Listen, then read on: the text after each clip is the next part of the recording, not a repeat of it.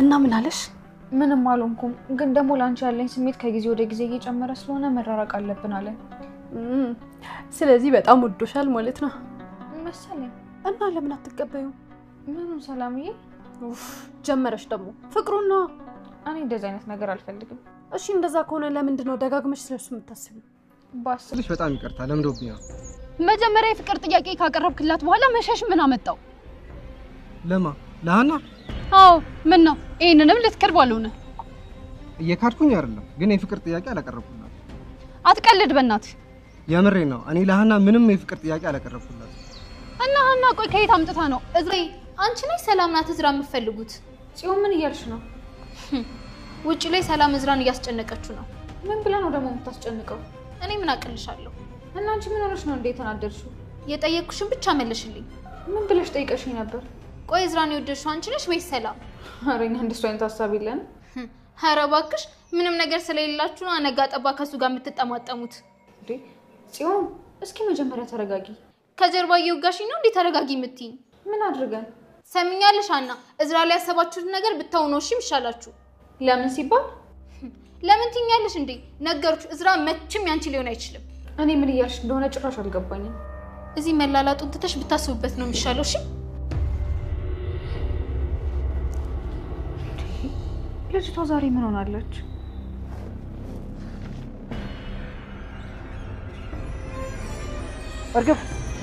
እርግብ የት እየሄድሽ ነው ምን ልታደርግ መጣ እንዴ አንቺን ፈልጌ ነው ያለኝን ነገር በሙሉ ወሰድክብኝ አይደል እንዴ ምን ልሰራ መጣ ይቅርታ አልጠይቅሽ ነው የመጣሁት ኧረ እባክህ ጥሩ ትቀልዳለህ እባክህ እርግብ እየቀለድኩ አይደለም እባክሽ አንድ ድል ስጪኝ ገለህ ከቀበርከኝ በኋላ ምን አይነት እድል እንድሰጥ ነው የምትፈልገው አንቺ ከፈለግሽ ተመልሼ ሰዎቹ ቤት ገብቼ ወርቁን ሰርቄ እመጣለሁ እኔ የምፈልገው ያንቺን ደስታ ብቻ ነው ሰዎቹ እንደዚህ ቀላል ቢሆኑማ ኖሮ እኔ እስካሁን ከነሱ ጋር የምቆይ ይመስልህ ነበር እርግብ እባክሽ ተረጂ እኔ እኮ ካንቺ ውጪ ሴት አላውቅም እንደውም ከኔ ውጪ ሴት ብታውቅ ነበር የሚገርመኝ እሺ ምን እያልሽ ነው ይሄን እንዳባጨጓሬ የሚኮሰኩስ ገላህን ታቅፋ እምትተኛ ሴት ያለች ይመስላል ሙድያሽብኝ ነው እውነቴን ነው በቅጡ እንኳን ገላን ሳትታጠብ የምትፈልግ ሴት ያለች ይመስላል እና ታዲያ አንቺ እንዴት እንደዛ አደረግሽ እኔማ ከምንም በፊት ፍቅር ይቀድማል ብዬ ነበር አሁንም እኮ ልካስሽ እድል ስጪኝ እያልኩሽ ነው አሁን ሁሉም ነገር አልቋል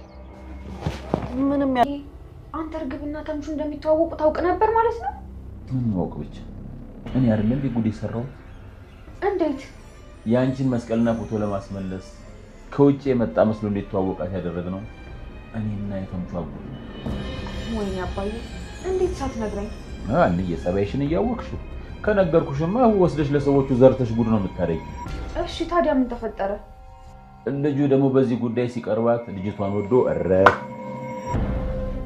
ወይኔ ጉዳችን ዘንድሮ ቆይ አሁን ታዲያ እርግብ ቤት እንዳለች ያውቃል ማለት ነው አዎ በደንብ ነው የሚያውቀው አሁን ራሱ ወደሷ ነው ቆይ አባዬ አንተ ስለወርቁ ታውቅ ነበር እሱ ነው የነገረኝ እሱ ራሱ አንቺ እናንተሽ እዚህ ወርቁን አውጥታችሁ ስታዩ አይቶ እንጂ ምንም አያውቅም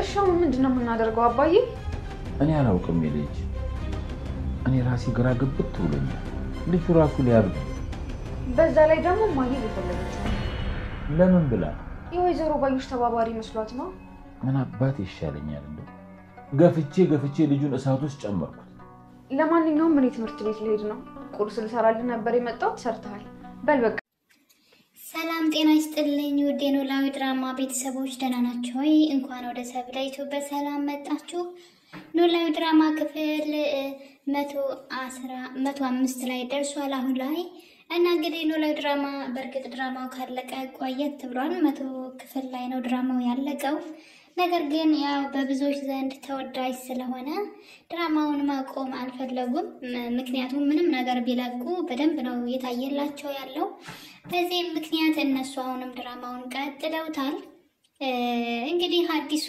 ታሪክ የሃና ታሪክ ሆኗል ማለት ነው ወርቁ ከተገኘ በኋላ እንግዲህ ተምቹ ሰላምዬና ሃና ወርቁን ከቦርሳው አውጥተው ካዩት በኋላ እሱም እነሱ ማስረዳት ስለማይችል እነሱ ጉዳዩን ስለማያውቁ በድንጋጤ ቤቱን ለቆ ይሄዳል ማለት ነው ሰላምዬና ሃና ደግሞ ወርቁን ለእናቷ ወስዳ ይሰጧታል ማለት ነው እናትየዋም እንግዲህ በድንጋጤ ወርቅ ከየት መጣ ብላ ትንሽ ደቂቃ ካሰበች በኋላ ነበረ የእሷ ወርቅ መሆኑን ያወቀችው። እናም እንግዲህ ወርቁ እንዴት ሊመጣ ቻለ ወደ እናንተ እያለች ትጠይቃቸዋለች።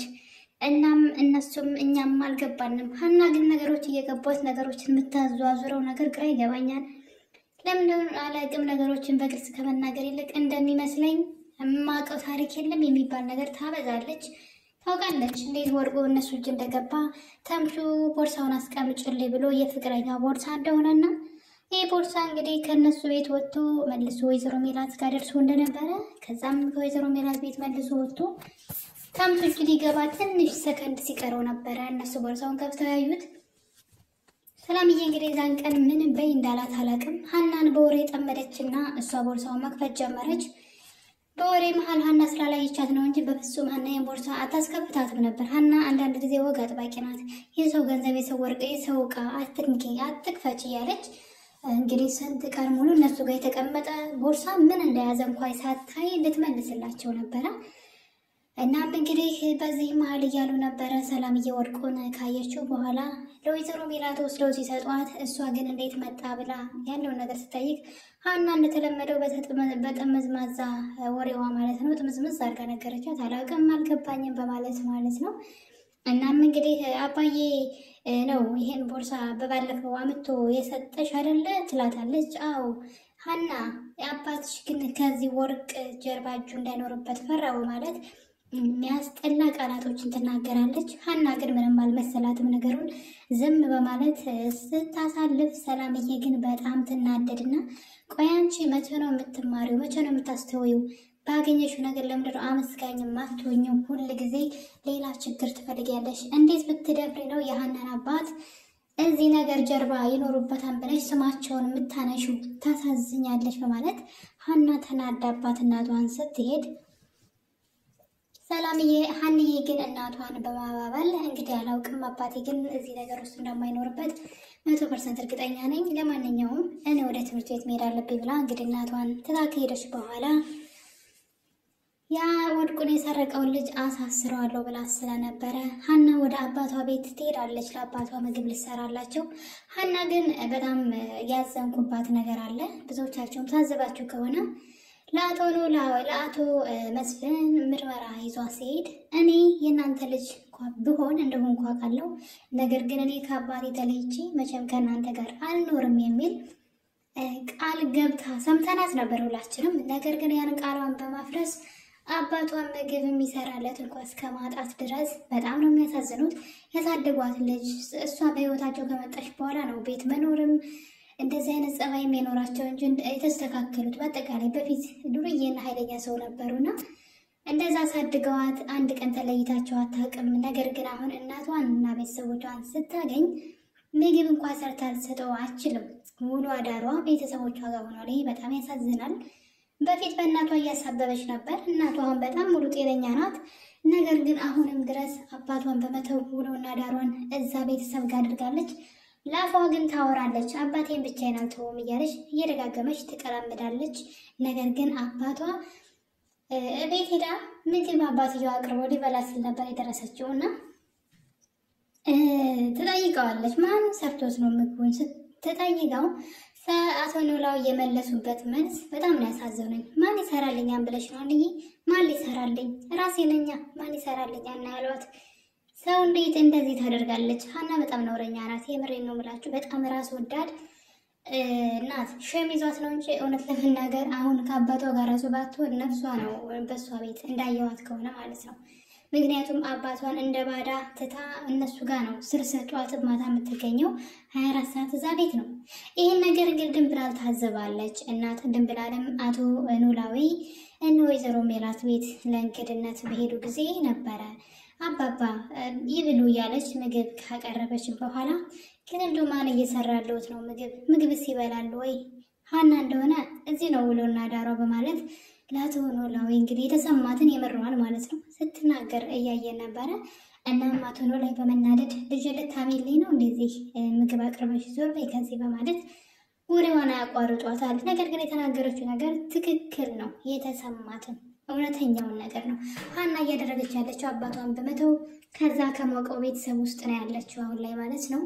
እና ይሄ አግባብ ነው ብዬ አይደለም። ሲጀመር እናቷ በጣም ጤነኛ ናት። ከአባቷ ጎን ጠዋትና ማታ ከአባቷ ጋር መገኘት ሲገባት እሱን በመተው በትርፍ ጊዜዋ ብቻ ነው አባትየውን እያየችው ያለችው። ምግብ ሰርቶ እንኳን የሚሰጠው እስከ ማጣት ደርሷል ማለት ነው። እና ሀና ቃሏን አልጠበቀችም፣ ቃሏን አፍርሳለች ብዬ አስባለሁኝ። በሌላ በኩል ደግሞ ተምቹና እርግብ እንግዲህ ተምቹ ወርቁ ከተወሰደ በኋላ ቀጥታ ወደ እርግብ ይሄዳል። እርግብ ደግሞ ራሷን ደብቃ ወርቁን ለመቀበል ስትወጣ በር ላይ ይገናኙና ወርቁ ሴት አለ ስጠኝ ስትለው በጣም አዝናለው ባለቤቶች ወስዶታል ይላታል። በዚህ ማለት እርግብ በጣም ትናደድና ምን ማለት ነው እንደዛ አይነት ቀልድ አልፈልግም ወርቄን አምጣ ትለዋለች። ከባለቤቶቹ እጅ ገብቷል። መጀመሪያ የሚያስቀምጥኩት ሀና ቤት ነበረ ትለዋለች። ሀና ማናት የታወቃት ትለዋለች። እኔ ነኝ ለአክስትሽ ወርቅ የሀናን መስቀልና የሀናን ፎቶ ሰርቄ ለአክስትሽ የሰጠኋት እኔ ነበርኩኝ። እኔ ማለት ይሄ ነኝ። አንቺ እንደምታስብኝ አሜሪካ ምናምን ዘሪሁን ምናምን አይደለሁም። እኔ ተምቹ እባላለሁ በማለት ማንነቱን ግልጥ አድርጎ ሲነግራት እርግብ ትናደድና ተምቹን በጥፊ ታጮለዋለች ማለት ነው። እናም እንግዲህ ከዚህ በኋላ አይንህን ማየት አልፈልግም ስትለው እሱ ግን እኔን ከነ ማንነቴ ከወደድሽኝ አብረን እንኑር፣ ምንም ሆነን አብሬሽ ልኑር፣ ቃል ገባልሻለሁ፣ ያልሽኝን ነገር ሁሉ ላደርግልሽ እችላለሁ፣ ከፈለግሽም እዛ ቤት ገብቼ ወርቁን ሰርቄ ላመጣልሽ እችላለሁ በማለት ሊያባብላት ቢሞክርም እርግብ ግን በገንዘብ አይኗ ስለታወረ አይንህም ማየት አልፈልግም ብላ ከቤት ታባረረዋለች። በሌላ በኩል ደግሞ ሀና ማለት ነው በፍቅር ተይዛለች። ማለት ፍቅር ይዟታል። ከእዝራ ይሆን ከሀሲር አይታወቅም። ሀሲርንም ታስበዋለች፣ እዝራንም ታስበዋለች። እዝራ ደግሞ የሆነ ትዕቢተኛ ነገር ነው፣ ወይም ደግሞ ለምኑኝ አይነት የሆነ ጉረኛ ወንድ የለም እንደዛ አይነት ነው። እና እንግዲህ እሷን እኔ እየቀረብኩሽ ፍቅር እየተሰማኝ ነው፣ ስለዚህ ፍቅር ይዞ የመታመም አልፈልግም፣ ባንቺ ከአንቺ ርቃለሁ በማለት የእሷን ልብ በመስቀል ውስጡ ላይ ያለውን ስሜት ከተናገረ በኋላ ይሸሻታል። ይህ አግባብ ነው? ቢያስብላት ኑሮ ምንም ነገር ሳይነግራት ከሀና መሸሽ ይችል ነበር። እሱ ግን አፍቅሬሻለሁ፣ ስለዚህ ከአንቺ መሸሽ እፈልጋለሁ ብሎ ልቧን ሰቅሎ ሀና እንግዲህ ተኝታም ተነስታም እሱን ነው የምታስበው። እኔ ግን እሷ ተምቹን ነው መውደድ ያለባት፣ ተምቹ ዋጋ ከፍሎላታል፣ ይወዳታል። ይህን ነገር ሰላምዬም ነግራታለች። ስለዚህ ሀና አይነሽን ገልጠሽ ወደ ተምቹ ይሄኛው ይቅርብሽ ባይነኝ። በእርግጥ ይህም ጥሩ ነው፣ ነገር ግን ተምቹ ይቀድማል ብዬ አስባለሁ።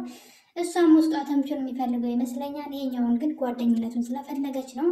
እና የኔ ቤተሰቦች ኖላዊ ድራማ እንግዲህ እዚህ ደርሷል። ይህና ታሪክ ላይ ነው ያለ ነው። በቀጣይ እንግዲህ ምን ሊፈጠር ይችላል አብረን የምናየውናል። እስከዛው መልካም ጊዜ። እወዳችኋለሁኝ። ለቤት አዲስ ከሆናችሁ ሰብስክራይብ አድርጉ። መልካም ጊዜ